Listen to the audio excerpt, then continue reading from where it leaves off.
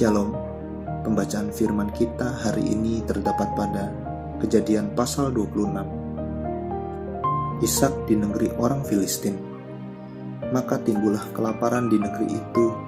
Ini bukan kelaparan yang pertama yang telah terjadi dalam zaman Abraham. Sebab itu Ishak pergi ke Gerar kepada Abimelek, raja orang Filistin. Lalu Tuhan menampakkan diri kepadanya serta berfirman, "Janganlah pergi ke Mesir, diamlah di negeri yang akan kukatakan kepadamu. Tinggallah di negeri ini sebagai orang asing, maka aku akan menyertai engkau dan memberkati engkau. Sebab kepadamulah dan kepada keturunanmu akan kuberikan seluruh negeri ini. Dan aku akan menepati sumpah yang telah kuikrarkan kepada Abraham, ayahmu. Aku akan membuat banyak keturunanmu seperti bintang di langit. Aku akan memberikan kepada keturunanmu seluruh negeri ini, dan oleh keturunanmu semua bangsa di bumi akan mendapat berkat. Karena Abraham telah mendengarkan firman-Ku dan memelihara kewajibannya kepadaku, yaitu segala perintah, ketetapan dan hukum-Ku. Jadi tinggallah Ishak di Gerar." Ketika orang-orang di tempat itu bertanya tentang istrinya, berkatalah ia, "Dia saudaraku," sebab ia takut mengatakan, "Ia istriku," karena pikirnya, "Jangan-jangan aku dibunuh oleh penduduk tempat ini karena Ribka, sebab elok parasnya." Setelah beberapa lama ia ada di sana, pada suatu kali menjenguklah Abimelek, raja orang Filistin itu dari jendela. Maka dilihatnya Ishak sedang bercumbu-cumbuan dengan Ribka, istrinya. Lalu Abimelek memanggil Ishak dan berkata, "Sesungguhnya dia istrimu. Masakan engkau berkata, 'Dia saudaraku'?" Jawab Ishak kepadanya, "Karena pikirku, jangan-jangan aku mati karena dia." Tetapi Abimelek berkata, "Apakah juga yang telah kau perbuat ini terhadap kami? Mudah sekali terjadi salah seorang dari bangsa ini tidur dengan istrimu, sehingga dengan demikian engkau mendatangkan kesalahan atas kami." Lalu Abimelek memberi perintah kepada seluruh bangsa itu, "Siapa yang mengganggu orang ini atau istrinya, pastilah ia akan dihukum mati." Maka menaburlah Ishak di tanah itu, dan dalam tahun itu juga ia mendapat hasil 100 kali lipat, sebab ia diberkati Tuhan. Dan orang itu menjadi kaya, bahkan kian lama kian kaya, sehingga ia menjadi sangat kaya.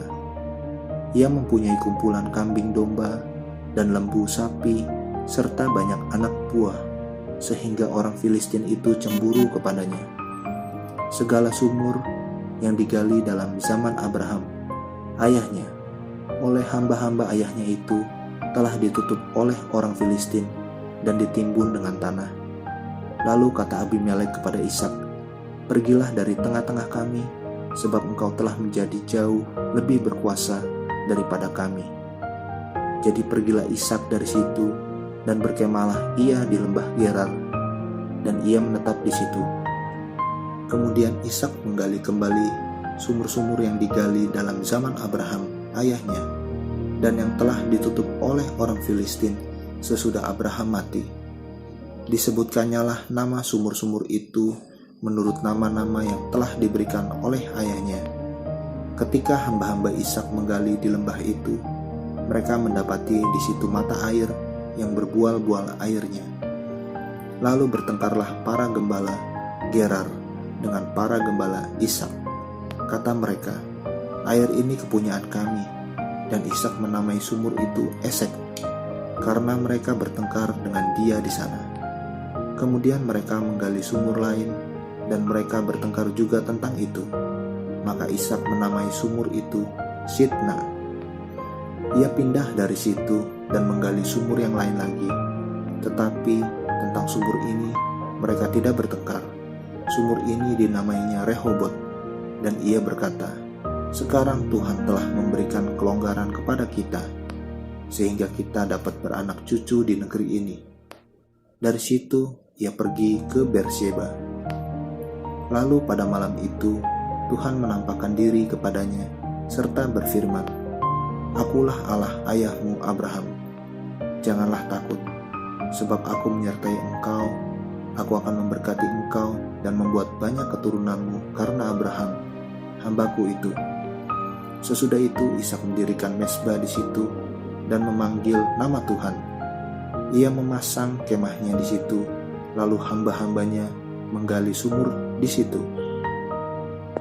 Datanglah Abimelek dari Gerar mendapatkannya bersama-sama dengan Ahuzat, sahabatnya, dan Pikol, kepala pasukannya. Tetapi kata Ishak kepada mereka, "Mengapa kamu datang mendapatkan aku? Bukankah kamu benci kepadaku dan telah menyuruh aku keluar dari tanahmu?" Jawab mereka, "Kami telah melihat sendiri bahwa Tuhan menyertai engkau. Sebab itu kami berkata, baiklah kita mengadakan sumpah setia antara kami dan engkau, dan baiklah kami mengikat perjanjian dengan engkau, bahwa engkau tidak akan berbuat jahat kepada kami, seperti kami tidak mengganggu engkau, dan seperti kami semata-mata berbuat baik kepadamu, dan membiarkan engkau pergi dengan damai. Bukankah engkau sekarang yang diberkati Tuhan?" Kemudian Ishak mengadakan perjamuan bagi mereka. Lalu mereka makan dan minum. Keesokan harinya, pagi-pagi, bersumpah-sumpahlah mereka. Kemudian Ishak melepas mereka, dan mereka meninggalkan dia dengan damai. Pada hari itu, datanglah hamba-hamba Ishak memberitahukan kepadanya tentang sumur yang telah digali mereka, serta berkata kepadanya, "Kami telah mendapat air." Lalu dinamainyalah sumur itu Sheba. Sebab itu nama kota itu adalah Beersheba sampai sekarang. Ketika Esau telah berumur 40 tahun, ia mengambil Yudit, anak Beeri, orang Het, dan Basmat, anak Elon, orang Het, menjadi istrinya. Kedua perempuan itu menimbulkan kepedihan hati bagi Ishak dan bagi Ribka. Amin. Terus baca firman-Nya, renungkan dan lakukan dalam kehidupan kita. Tuhan Yesus memberkati.